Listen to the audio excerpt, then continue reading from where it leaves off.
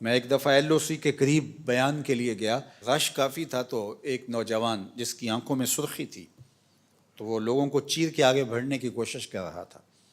انتظامیہ نے روکنا چاہا تو میں نے اشارہ کیا کہ اس کو قریب آنے دیا جائے، تو وہ قریب آیا اور کپ کپاتے ہوئے ہونٹوں سے اس نے مجھے کہا کہ میں آپ کا سن کے بارڈر سے آیا ہوں، بس یہ میرے لیے دعا کیجیے اللہ مجھے شہادت عطا کر دے۔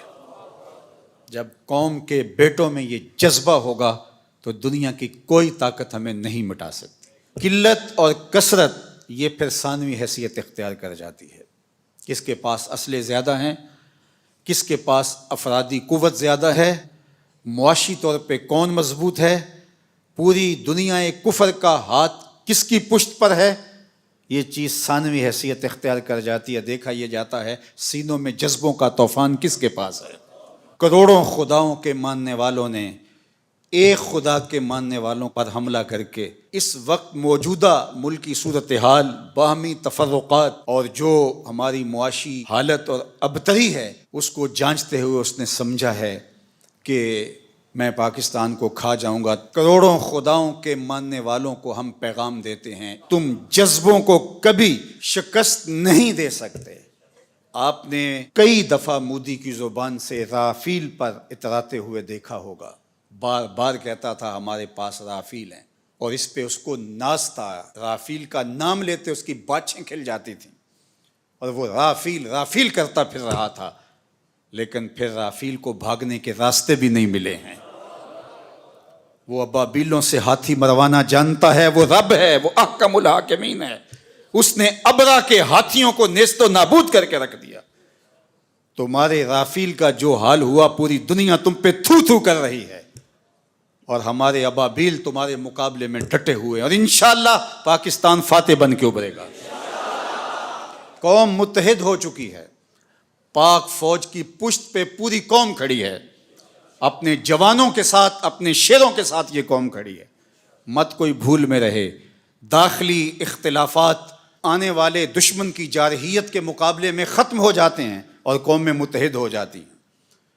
تمہارے اس اقدام نے قوم کو یکجا کر دیا ہے، قوم کو کھڑا کر دیا ہے۔ ہمارے شیر دل مجاہد جو اپنی جانیں ہتھیلی پہ لیے مرنے کی، شہید ہونے کی آرزویں کر رہے ہیں اور ہاتھ جوڑ جوڑ کے کہہ رہے ہیں دعا کرو مجھے شہادت مل جائے، اس قوم کو تم کیسے شکست دے سکتے ہو؟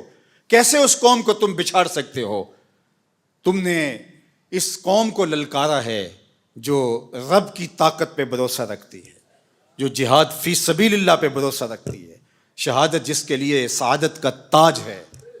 ہمارے پائلٹ دارو پی کے نہیں چڑھتے جہازوں کے اوپر، تم تو ان کو تحور دلاتے ہو اور وہ لرزتے ہوئے ان کے قدم لڑکھڑا رہے ہوتے ہیں، اور ہمارے تو شیر دل پائلٹ ایک دوسرے سے آگے بڑھ کے خود اپنے آپ کو پیش کر رہے ہوتے ہیں کہ یہ سعادت پہلے مجھے عطا کیجیے۔ تم ایم عالم کی داستانیں بھول چکے ہو، یہ انہی کے فرزند ہیں، یہ انہی کے بیٹے ہیں، اور یہ قوم انشاءاللہ سرخرو رہے گی، سر بلند رہے گی۔ تم بھول گئے، تم نے سمجھا کہ یہ باہمی افتراق میں مبتلا ہے، اور آج اسرائیل کے بل بوتے پہ پھدک رہے ہو۔ اس کے ڈرون تم ہماری فضاؤں میں چھوڑ کے سمجھتے ہو کہ ہم بڑے بہادر بن گئے ہیں۔ یہ تمہارے ڈرون اور تمہارے طیارے اور تمہاری توانائی اور تمہارے آلات حرب و ضرب یہ تمہارے لیے ہی جہنم بن جائیں گے، اور انشاءاللہ آج نہیں تو کل پاکستان کا جواب دیکھنے والا ہوگا، دنیا دیکھے گی انشاءاللہ۔ ہم سرخرو ہوں گے، سر بلند ہوں گے، اسلام کا جھنڈا پوری دنیا کے اوپر لہرایا جائے گا۔ اللہ اکبر! یہ کیا ہمارا مقابلہ کریں گے؟ یہ گائے کا پیشاب پینے والے آب زمزم پینے والوں کا مقابلہ کیسے کر سکتے؟ وہ گائے جس کا پیشاب اس کا اپنا بچہ نہیں پیتا، وہ دودھ پیتا ہے، پیشاب نہیں پیتا، تو یہ کیا ہمارا مقابلہ کر پائیں گے؟ ان کی پتلونیں ابھی سے گیلی ہونی شروع ہو گئی ہیں، ذرا ان کی چیخ و پکار دیکھو، ان کے میڈیا ہاؤسز کے اندر کس طرح چیخ اور چلا رہے ہیں، اور پیچھے ان کا خوف ملاحظہ کیجئے، اور اس قوم کا جذبہ بھی دیکھیے۔ ابھی ڈرون بعد میں گرتا ہے، یہ پہلے پہنچے ہوئے ہوتے ہیں اور وہاں جا کے تحور آمیز نعرے لگا رہے ہوتے ہیں۔ اس قوم کے جذبوں کو کیسے تم مات دے سکتے ہو؟ کوئی سراسیمگی، کوئی خوف اور کوئی ڈر اس قوم کی کھلڑی میں پیدا نہیں ہوا۔ یہ قوم جو کہہ رہی ہے کہ فوری جواب دیا جائے، انہیں اپنی جانوں کا ڈر نہیں، یہ پاکستان کی آبرو کے لیے بات کر رہی ہے۔ کہ ہماری سرزمین پر انہوں نے یہ جرت کیوں، اس بزدل دشمنوں نے مسجدوں کے اوپر میزائل مارے. ہم ایسا نہیں کریں گے انشاءاللہ. ہم وہاں ماریں گے تمہاری چیخیں دنیا سنے گی انشاءاللہ. اور سرخرو اور سر بلند رہے گا یہ وطن انشاءاللہ. اس کا جھنڈا سبز ہلالی پرچم جس کا رنگ گنبد خضرا کے رنگ والا ہے، یہ جھنڈا قیامت تک یوں ہی لہراتا رہے گا. گنبد خضرا کا فیضان ہے یہ وطن، رسول اللہ کی نگاہ کا فیضان ہے یہ وطن، اولیاء کی نظروں کا فیضان ہے یہ وطن. اس وطن کو مٹایا نہیں جا سکتا، قیامت تک یہ وطن باقی رہے گا. قوم یکجا رہے، اپنی پاک بہادر اور مسلح افواج کے پیچھے پوری قوت کے ساتھ کھڑی رہے. انشاءاللہ پاک فوج آپ کو مایوس نہیں ہونے دے گی. ہمارے مجاہد، ہمارے سپاہی، ہمارے سپہ سالار، ہماری فوج کا ایک ایک فرد سینہ سپر ہے دشمن کے مقابلے میں.